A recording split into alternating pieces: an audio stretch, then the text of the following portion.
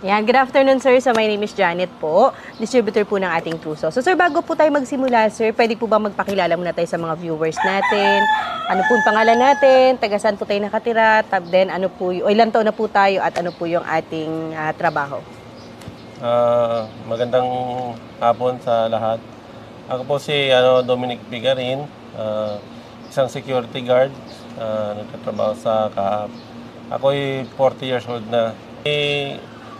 Parang namimilipit talaga ako sa sakit ng tiyan ko kasi since 2014,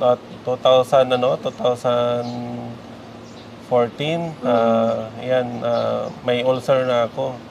So, lahat ng mga i-offer nila sa akin na mga gamot para sa ulcer, yun, parang binibili ko kahit anong ino-offer nila ng Proso para matry ko kung kasi yung mga mga pinapalabas puro sa sakit ng ng tiyan. So ang ginawa ko, bumili na ako ng Proso para matesting ko kung maganda talaga siya.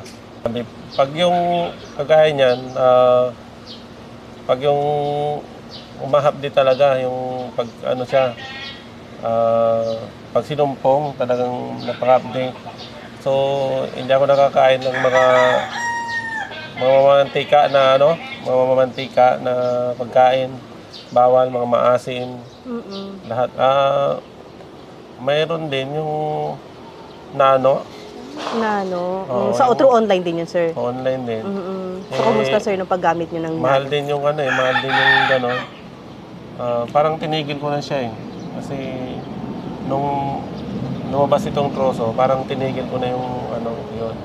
Kaya ang iniinom ko ngayon, puro Troso na.